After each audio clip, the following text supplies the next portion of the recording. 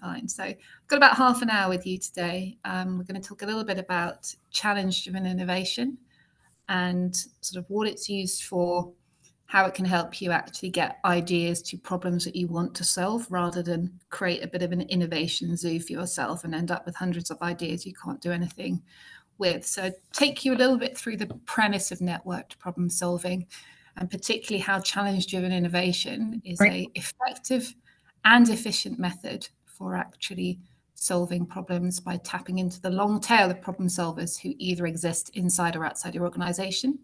A little bit about what a good challenge looks like, how you go about designing a challenge in a way which will make it easy to engage with and end up with good solutions.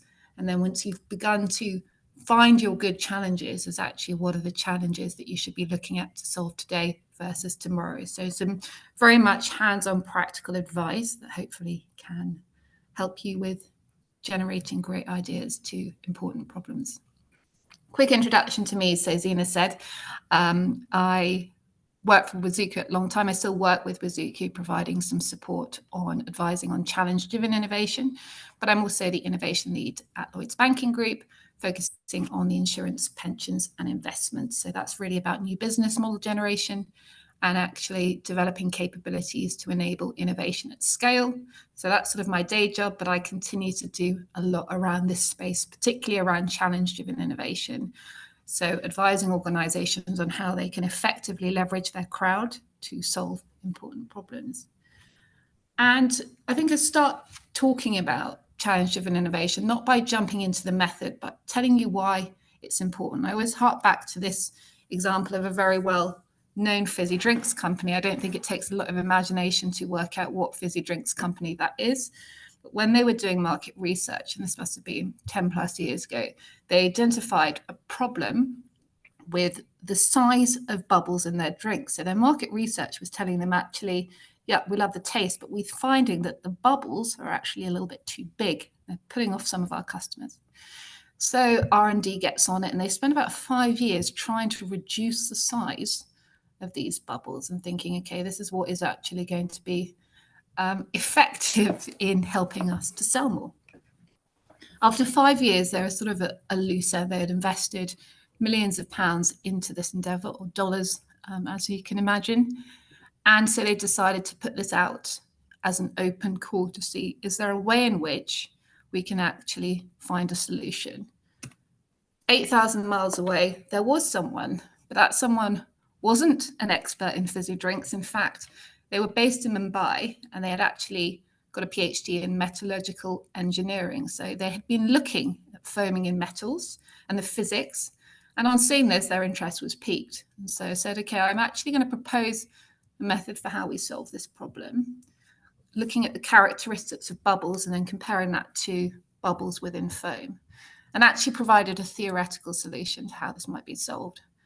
He gets a £15,000 award for this theoretical solution, but also the organisation, in a far more effective way than spending 5 years doing R&D, is actually able to solve this problem. And although it's a well-known fact that ideas feed off one another, what we tend to do as organisations is try and really put these problems behind sort of lock and key, and actually say, well, it's too big a problem. It's purposefully excluding other people. And actually, if you think about even that story, there are Manish Pandey's, which is his name, within sort of on the periphery of your organization and even in other parts of the world.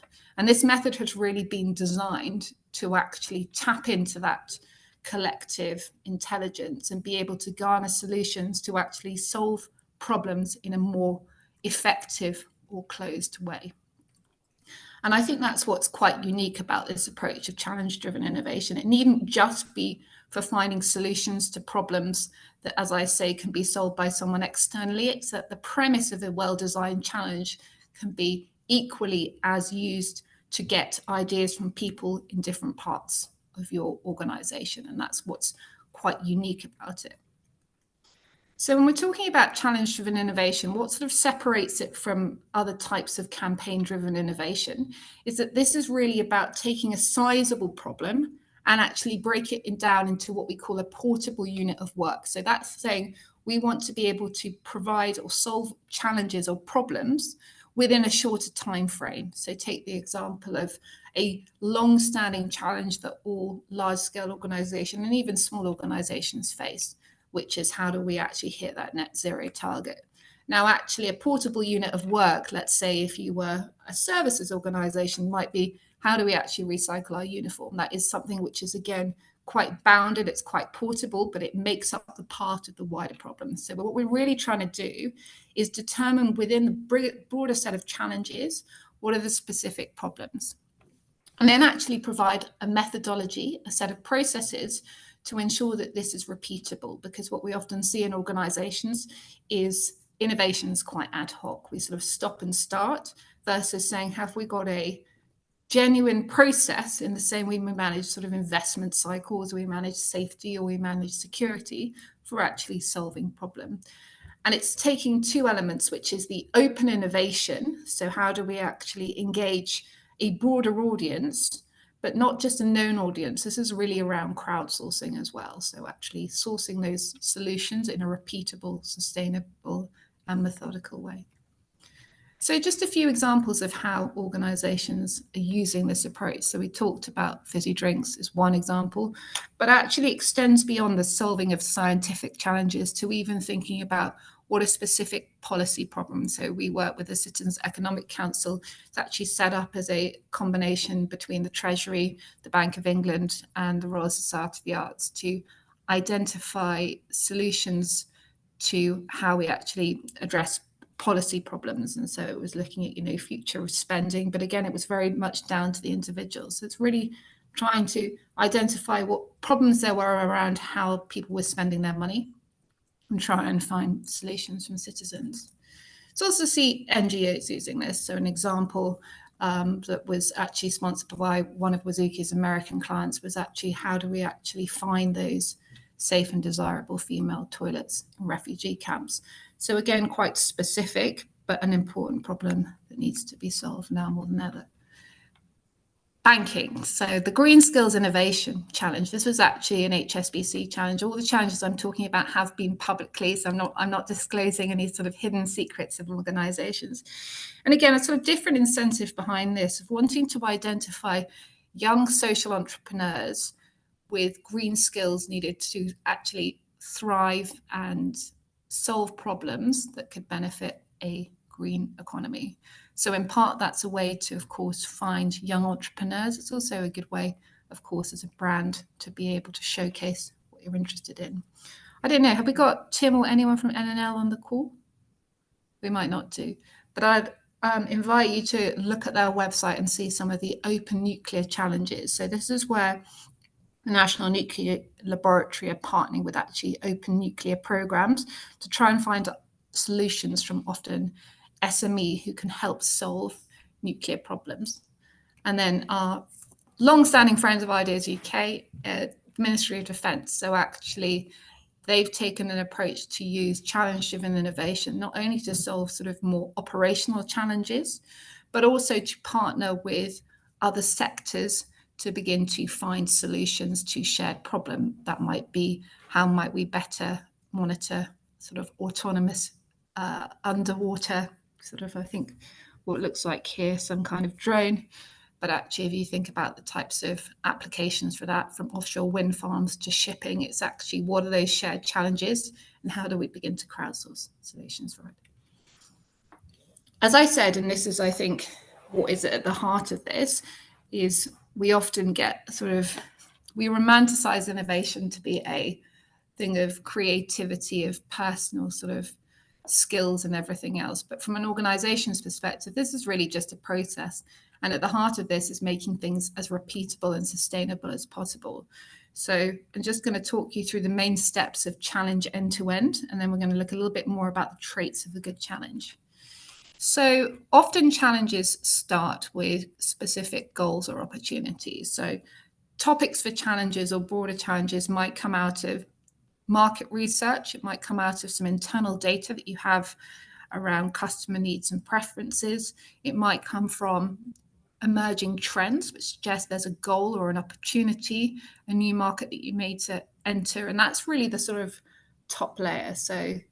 But within that, there's actually specific projects and programs. So just going to take you back to the example that I used around a services industry that we need to become net zero. And actually within that, there are multiple components, which are really these challenges, such as how might we better recycle our uniforms, might be to do with the actual machinery, it might be to do with your data centers, but they're very specific projects or programs within that broader goal or opportunity that the organizations owns. And it's through that process of defining the challenges and actually determining what the specific challenge we want to solve are, which can dictate what the audience we want to be able to solve that challenge are. Got a number here, and often the question is, okay, where do we go first? Do we go internal? Do we go partner? Do we go supplier, external? People have their different approaches for this. So some will often start internal. Let's take the well-known fizzy drinks example, and then look to try and solve that externally. Some might choose to run a variant of the same challenge in parallel. Some might just choose to go to supplier as more of a supplier engagement. But that's all around determining what the channels are, garnering those solutions, and then using evaluation. And the trick here, which we'll look a little bit more, is ensuring that when you are evaluating, what you've asked for in a challenge is actually quite close to the evaluation criteria. Because what we don't want to do is ask a load of questions and be evaluating solutions on something completely different. Now, because you've often defined quite a specific challenge at the beginning, the integration part is often easier, because what you're not trying to do is shoehorn in too big a solution into already well-funded, expertly planned 3-year roadmap type of project, which will therefore move to the sort of development and execution. So really beginning to see the value of that. A few reasons as to why this approach, and particularly the open innovation approach, is first and foremost to solve a problem. I think it's all pointing to create awareness, but actually the benefit, as I mentioned, of doing a more of a challenge-led approach and taking open innovation is actually to find the people like Manish who have the skills and expertise that you typically can't see in the room when you're trying to solve these problems, which is often what happens. And that, of course, is around efficiency. We all need to be able to solve more problems more quickly, more effectively, and more efficiently, which will reduce the amount of money we put into solving a problem and reducing the amount of risk. It allows us to discover new approaches to handle difficult problems. As I say, there are a wealth of different tools for actually problem solving from a workshopping format, but this just allows you to try it slightly differently. And in doing so, learn yourself about different approaches to how that problem may have been solved. It's a great way, and I pointed to the sort of Green Entrepreneurs Ashoka Challenge that HSBC ran, to actually build communities of research around a specific problem. And actually some of the research we did around the different types and motivations as to why people want to participate in challenges is often not to do with a financial reward. It is around just a sheer passion for solving that problem and actually learning a lot more about a specific problem area and trying to solve it. And of course, demonstrating thought leadership. And particularly when you're posting an open innovation challenge, I often learn a lot about my organization by going on and seeing what people are posting about on LinkedIn, because I don't know if your inboxes are like ours are. You are getting inundated with communications, but this is just quite an effective way of saying these are our most pressing problems at the moment. How can we go about solving those? And another benefit to this approach is, of course, and this sort of goes back to the story at the beginning around how do we actually tap into that long tail? And we've all heard the quote that most of the people, smart people, do not work for you. But there are, of course, smart people in an organization. There are people who you don't employ that you interact with, who share a common DNA. So people you meet at conferences, people whose papers you read. You might see competitors, partners who are actually feeding in that knowledge. But of course, really the power of the real open innovation is to reach that long tail of potential solution providers who you don't know, people we will call solvers. So they might be people with a solution that exists in a parallel field. So to the example again. It might be people who have retired. We actually had one organisation, Wazuki, who really were nervous when their generation of engineers were retiring. So they built up this fantastic community of engineers they knew and engineers they didn't know to actually help solve some quite technical challenges. Just going to do a quick question pause because I know I've been talking for a while. Any questions in the chat? None in the chat, but if anyone has any questions and want to unmute, feel free.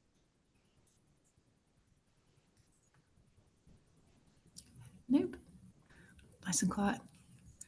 It means it's all making sense or it's making no sense and everyone's just... Lovely. So 5 traits of a good challenge. So this is quite an effective way I found to actually use as a bit of a checklist. So when you're designing your own challenge, or you're even thinking about a problem that you yourself are trying to solve, is it limited in scope, actionable, specific, and owned? So this actually came from some of our friends in America, which is why the lassoing a problem actually, you can see by the image, that's what we're trying to do, is actually ring fence that and make it quite specific. I'm just going to ask a question. So Jess, you'll know the answer to this. I'm sure others on the call will. But when we're talking about limited in scope, what do we think we mean by a challenge being limited in scope, and what might be some of the advantages of that? Sure, I can take that one, Bea. So limited in scope means that we're focusing on a specific problem so that we can communicate it clearly enough to our solvers.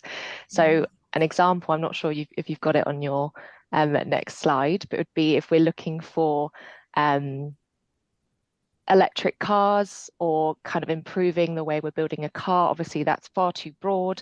However, we want to make it a bit more specific and focus on a specific element of how to build that electric car. That means we're limiting the scope of the solutions that we receive. So we're making it much more clearer to actually get the desired outcome of the challenge we're trying to solve. And she gave it in one. That's a perfect example. The electric car. We always use the same example. Self-driving car, there we go. Yeah, the self-driving car, but actually this is allowing for faster edge detection in video streams, which when we think about it is what determines whether a car is safe or not. That's again a very specific problem that you're trying to look in, improving the efficiency of an electric car. So one of the two kind of benefits to really ensuring you're limiting the scope is you're making it easier for people to actually engage in that challenge. They know where the boundaries of that challenge are, and you're making it more efficient for yourself, because that challenge can be run, let's say, and you can garner solutions in a month, versus how do we improve electric cars might take years. Actionable. So what might we mean by challenges being actionable? Hazard a guess if you don't know. I can't see him, but I know Jess knows the answer, so I can it's a bit ping pong with Jess. Actionable, we want to make sure that the challenge we're running, we can actually do something with the solutions, so that we're not asking for kind of completely unrealistic or expensive ideas. We can actually do something with the solutions that we gather. Absolutely. And I think one of the advantages to making challenges actionable, and I've seen it in many organizations where they've sought to capture or ask for their ideas that they have neither no desire to do something with nor can do anything with, is one of the most ways to disengage a crowd of potential problem solvers, because people put the effort into providing an idea for it to go anywhere. So this has a sort of action around ensuring that you can get ideas you can do something with, versus as well as engaging your employees. So that's what we think of as actionable. So being quite specific, any guesses of what we mean by specific in this context?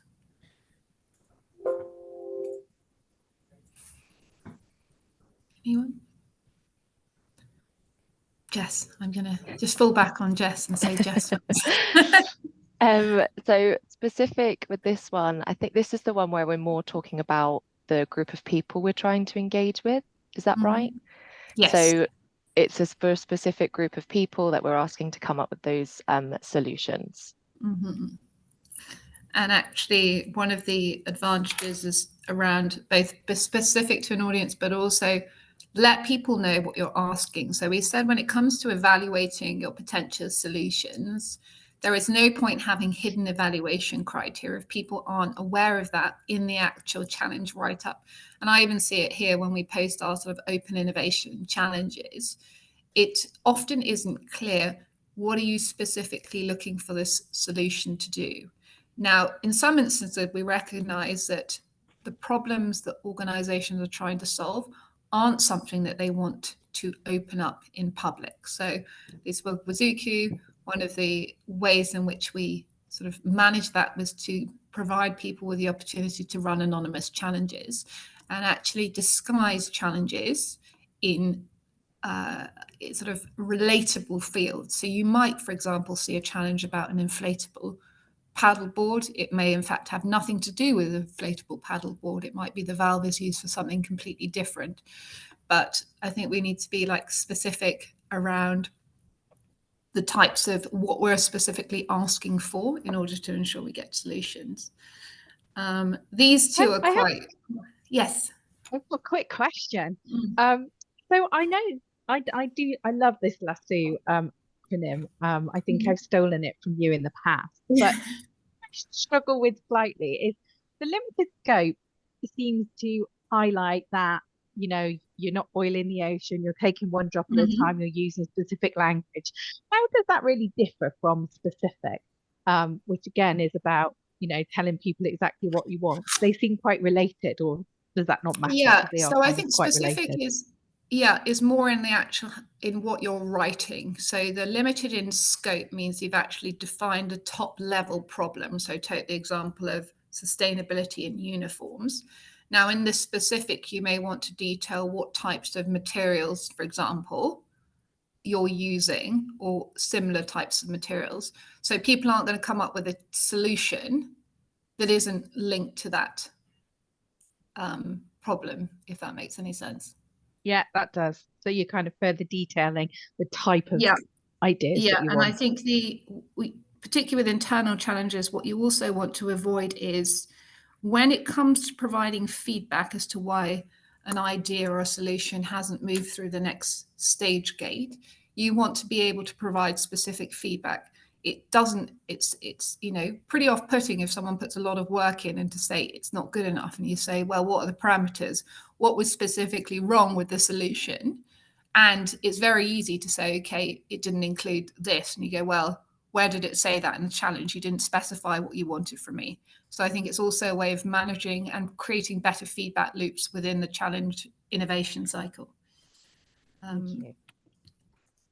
And these two are quite easy, so I don't think I need to ask questions about supported and owned. But even if you had the best designed, or that's not even good English, sorry, even if you didn't have even if you have very well designed challenges, it is not aligned to your company goals, there's not sufficient funding, those ideas will not go anywhere. And particularly when you're running open innovation challenges as an award, yes, that's all well and good for learning purposes, but actually we want to create ROI. So let's make sure that there is in fact alignment to those problems right from the outset, and that there is an owner. And by owner, we mean not just who is sponsoring or interested in the problem, but actually has the mechanism to drive the solution through to conclusion, because that is when you see the value from this process. In fact, most innovation processes. So those are what we think of as the 5 traits. And just for the last couple of minutes, I'm just going to talk through some top tips for designing and writing a good challenge. And you'll probably say, how does this, how can we be limited and specific and appeal to as broad as possible pool of solvers? And there is a bit of an art to this. I think, again, in the problem abstraction and trying to find relatable examples, you don't want to have so much jargon that people can't actually even engage with that content. And we've had it in our past that we have taken complex scientific challenges and they have not been solved by subject matter experts, because in the relatable example, again, let's take the examples of how do we reduce the size of bubbles. they weren't specifically looking for someone who had a background in R&D and fizzy drinks. So they wanted to actually take the problem, which was the size of the bubbles, and then make that. You need to provide all the information. And again, this comes to being specific enough. Include what you've tried before and what hasn't worked, because otherwise you're inviting solutions and solutions that you already have tried. So I think it's really important that you contain all the information that they need, again, to the point around the different types of materials. Jargon, domain-specific lingo and acronyms. I know that I get put off sometimes in technology when all I can see is this. So again, if you're trying to make this as engaging a problem as possible to solve and really get good solutions, you need to think about that only makes sense in the context of my organization. So defined and focused, that's very much in line with the LASU. Solution requirements. So again, this is what we'd like the outcome to be. This is not how we want you to get there. So that set of, this is what the technical readiness level it might be, is a 3. So don't come up with a half-baked idea. And one of the ways to resolve this is actually specify if you're looking for a concept, an actual theoretical solution, you're looking at example of something that's already worked in practice, will help you define what the solution requirements ask. So the point I mentioned it earlier, don't ask people to do work you've already done. That's only going to end up with stress from both sides. So there's some checklists of good challenge, what to avoid, the big black cross. Ill-defined boundaries. So again, to the point around not limiting the scope, as soon as something becomes quite ethereal and theoretical, you're going to increase solvers' risk of wanting to solve it because they actually don't always know that you're going to do something with the solution. So this has actually come from research we did with a number of solvers over a course of about 10 years, which is understanding what the traits were and why people would choose to engage in those challenges. So irrelevant content. So that's what happens when you, as I say, provide these quite fluffy boundaries. And we can actually share some examples of good and bad challenges with you, if that's of any help. So I think to the effectiveness of this process is, and should in part be answered by the limiting the scope of a specific challenge, is you should be looking for challenges which can be solved in a month to 6 weeks. Because often when it comes to what are the incentives, you don't want to put in almost a sort of PhD thesis with no chance that you're actually going to get anything in return for that. So you want to make sure you've got the balance between it being, let's say 10 hours of work for a sizable reward versus 40 hours work with no chance that you're going to get any form of reward.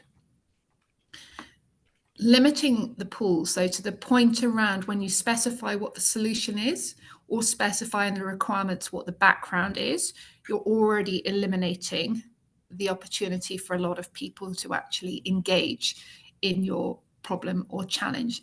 Now, 80% of the solvers that solve challenges for the Wazuki platform didn't have the relevant, as they say, relevant skills. They didn't match the hiring profile of that organization should they have gone and hired them for a specific role, which shows you actually you're not looking for a specific person. Typically, you would have already solved it if you know what the solver is going to look like. So don't try and into the challenge determine what the type of person needs to look like in order to solve that problem, or have too much again. And this is again a bit of a balancing act, is how can you make sure that you've got the right level of expertise, but people don't need to be a master in multiple fields and able to solve it, because this is about reapplying knowledge that you have used elsewhere to solve a specific problems, and it cannot be separated from their context or technical domain. And this is where we have a team of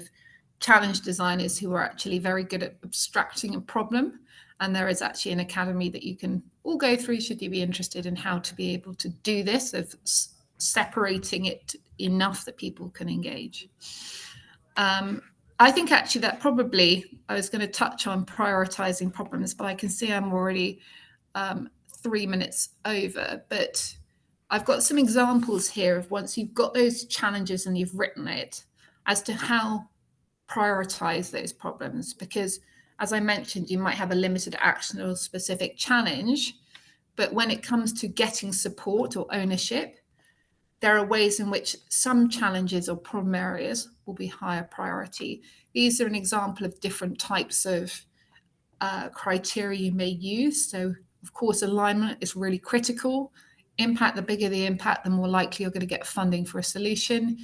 And that impact is often determined by market readiness and competitor interest. So if your competitors are already doing this, the market's already demanding this of you, then of course you're at risk of being left behind. But even if you have that, and I've certainly seen instances where the problem is obviously huge, you've seen competitors solving it, but your organization just doesn't feel it's a priority because they're obviously very comfortable in their position. You need to make sure there's a willingness, even if it's someone who's quite senior, who's willing to put their back against this, and then be able to map and determine, is this a problem we want to be able to solve now, or is this a problem we need to be able to solve? And again, what you may choose to do when you're taking your challenge through this process is write an initial draft, then score it and say, is it limited, is it actionable? Get a colleague to actually do the same. And then you're trying to refine it over time. You're never going to write the perfect challenge all in one. So just hopefully some tips that I've shared with you of how to actually design and generate a good challenge. But as always, caveat, however good the ideas, and this is a great way of generating the right ideas, this is step one in the process.